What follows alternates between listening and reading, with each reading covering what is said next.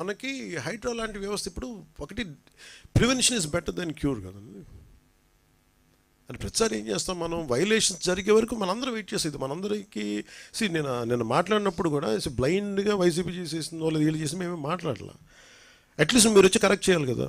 మేమనేది గత 20-30 సంవత్సరాలుగా మీరు చాలా సక్సెస్ఫుల్ ప్రభుత్వాలు. ఇప్పుడు నేను ఎవరో ఒక ఎక్స్ వచ్చి ఒక వైలేట్ చేస్తాడు, ఇంకొక వై వచ్చి ఇంకో వైలేట్ చేసుకుంటే, ఇట్లాగా ఒక 10,000 మంది వచ్చి ఒక వైలేషన్ జరిగితే బుడమేరు పరివాహక ప్రాంతం అంతా ఇల్లు కట్టేశారు. అది బేసిక్గా పంచాయతీలకు రెస్పాన్సిబిలిటీ ఉంది, మున్సిపాలిటీలకి రెస్పాన్సిబిలిటీ ఉంది, సంబంధిత అధికార యంత్రాంగానికి రెస్పాన్సిబిలిటీ ఉంది. ఈ రోజున మనకి ఈ హైడ్రా లాంటిది వచ్చి కొట్టేయచ్చని అసలు కొట్టక ముందు నేను హైదరాబాద్లో చూసేవాడిని. అది హైదరాబాద్లో చూస్తున్నా నాకు అనిపించింది, నదీ పరివాహక ప్రాంతాలు కదా, చెరువు ప్రాంతాలు కదా, ఇల్లు కట్టేస్తున్నారు ఏంటి, ఇది ఇబ్బంది అవుదా అనుకున్నాను. మేము కట్టేసాం, ఇల్లు కట్టేసాం, బిల్డింగ్లు కట్టేశారు. అంటే మీరు డ్యామేజ్ జరుగుతున్నప్పుడు అందరూ కామ్గా, డ్యామేజ్ జరిగింది అన్ని కట్టేసిన తర్వాత నేను నిన్న మాట్లాడింది అందుకే it will become a social issue అని చెప్పాను. చాలామంది ఆర్థిక పరిస్థితులు చిన్న భిన్నం అయిపోతాయి. అలాంటి వాళ్ళకి ఏం చెప్పాలి ముందే, ఇది చాలా స్ట్రిక్ట్ గైడ్లైన్స్. అందుకని bureaucracy should be extremely alert and powerful. వాళ్ళ బాధ్యత వాళ్ళు నిర్వర్తించాలి.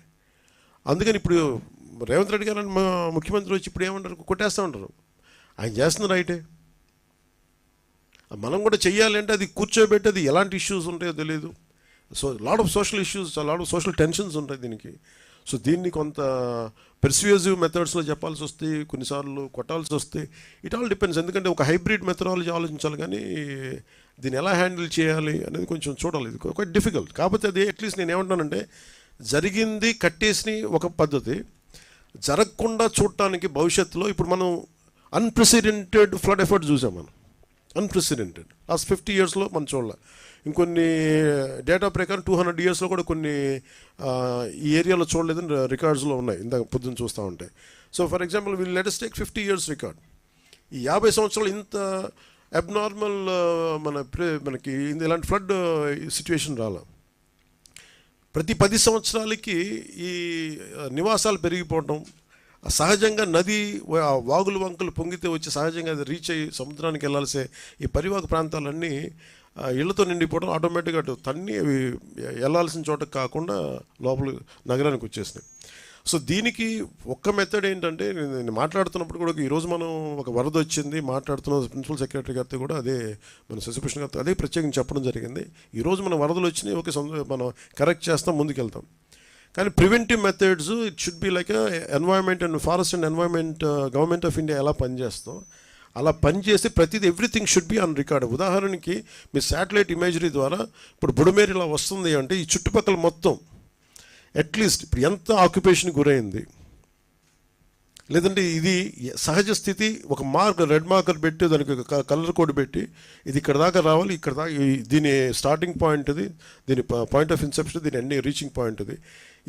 ఈ మధ్యలో ఎన్ని గ్రామాలు ఉన్నాయి, ఎన్ని పంచాయతీలు ఉన్నాయి, ఎన్ని మున్సిపాలిటీలు ఉన్నాయి, ఎంత వైలేషన్ జరిగింది, ఇవి ఫోటోగ్రాఫ్ తీసి ఒకటి హైబ్రిడ్ అంటే ఒక పెర్స్యూజివ్ మెథడ్స్ అవ్వచ్చు, కొన్నిసార్లు కంపెన్సేషన్ పే చేసి వాళ్ళకి ఆల్టర్నేటివ్ చూపించి చేయొచ్చు. ఏదో ఒక 2-3 అంటే మన హైడ్రా లాగా ఒక్కటే మనకి నాకు తెలుసు పనిచేస్తుంది నేను అనుకోవట్లేదు, ఎందుకు కోర్ట్స్కి వెళ్ళినప్పుడు ఎన్ని ఉంటాయి. బట్ ఏ సంథింగ్ ఒక హైడ్రా అనేది ఖచ్చితంగా అలాంటి యాక్షన్ ఖచ్చితంగా ఉండాలి, అది ఒకటి ఖచ్చితంగా ఉండాలి.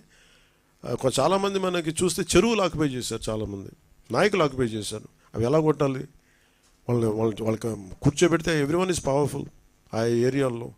సో వాళ్ళని కూర్చోబెట్టి కొంత కన్విన్స్ చేయాల్సి వస్తే, వాళ్ళని విల్ఫుల్గా మన భూదాన్ మూమెంట్ లాగా వాళ్ళ సొంత భూములు ఇచ్చారు, మనకి భూదాన్ మూమెంట్ అలాగా వీళ్ళు చేసిన వైలేషన్స్ని వీళ్ళే స్వచ్ఛందంగా ఒప్పుకొని బయటికి వెళ్ళిపోయి ఇల్లు వాళ్ళే కూలు కొట్టేసుకోవటం, అలాంటిది ఒక మెథడాలజీ. లేదంటే మిడిల్ క్లాస్ ఉంటారు, వాళ్ళు తెలియదు, వాళ్ళు అపార్ట్మెంట్ లేదు, డబ్బులు దొరుకుతుంటే ఇల్లు కట్టేసి ఉంటారు, వాళ్ళు నలిగిపోతారు. సో వాళ్ళకి ఏం చేయాలి, ఇట్లాగే చాలామందిని ఒక హ్యూమనిటేరియన్ ఆస్పెక్ట్ కూడా దీంట్లో చూడాలి. చాలామంది వాళ్ళు రిటైర్మెంట్ డబ్బులన్నీ పెట్టి వచ్చిన అపార్ట్మెంట్ కొనుక్కుంటారు. సో అట్లాగా ఈ నదీ పరివాహక ప్రాంతాల నుంచి మొన్న నేను ఉదాహరణకి ఒక చిన్న వైలేషన్ జరిగింది. ఫారెస్ట్ డిపార్ట్మెంటు అటవీ శాఖ పరిధిలో ఉండే అడవిలో ఒక చిన్నపాటి వైలేషన్ జరిగితే ఎంత క్లియర్ కట్గా ఉంది అంటే, నెల రోజుల ముందు లేని కట్టడం ఇప్పుడు వచ్చేసింది అనేది చాలా క్లియర్ కట్గా శాటిలైట్ ఇమేజరీ తోటి చాలా చూపించారు. అలాంటిది మనకు మెథడాలజీ ఉంది. కర్ణాటకకి వెళ్ళినా ఈవెన్ ఒక చెట్టు పడిపోతే తేడా తెలిసిపోద్ది. అంత మానిటరింగ్ ఉంది remote sensing, national remote sensing agency మన శాటిలైట్స్ ద్వారా. అలాంటిది ఏదో మనం ఒకటి దాన్ని వాడుకొని, సో వాటితోటి మనం ఒక డేటా తీసుకొని ఆ సంబంధిత అధికార యంత్రాంగానికి కావచ్చు, పంచాయతీ వ్యవస్థలకు కావచ్చు, లేఅవుట్లు వేసేస్తున్నారు. ఆ లేఅవుట్లు అది నదీ పరివాహక ప్రాంతాల్లో ఉన్నాయో లేదు ఇవన్నీ చూసి బాధ్యత పెట్టాలి అందరికీ. అందరూ కూర్చొని it is not just position of ఒక ముఖ్యమంత్రి గారు లేదంటే దాని పక్కన ఉన్న సంబంధిత వ్యక్తులు కాదు, అందరికీ ఆ బాధ్యత అందరికీ ఇది తీసుకోవాలి. దాన్ని రైట్ ఫ్రమ్ పంచాయత్స్ నుంచి ఈ బాధ్యత తీసుకోవాలి లేఅవుట్స్ వేసేటప్పుడు. అలాగే లోకల్ పొలిటికల్ లీడర్స్ కూడా ఇప్పుడు వాళ్ళు ఆలోచించాలి. ఇలాంటి ఇల్లుని మనం ఎంకరేజ్ చేస్తే భవిష్యత్తులో మనకి ఏం జరగబోద్దు అనేది అందరూ తీసుకొని అధికార యంత్రాంగాన్ని భయపెట్టేసిన తర్వాత ఎవరికాళ్ళు ఒక ఏమంటుందని దాని కైండ్ ఆఫ్ మజిల్ పవర్ తోటి నెట్టుకుని వెళ్ళిపోతే వచ్చిన సమస్యలు ఇవన్నీ. అలాంటివి చేయాలంటే we have to empower bureaucracy, we have to tell them it is their right to why they should stop it. వాళ్ళకి ఎందుకు కట్టకూడదు అనేది మనం ఎంపవర్ చెయ్యి.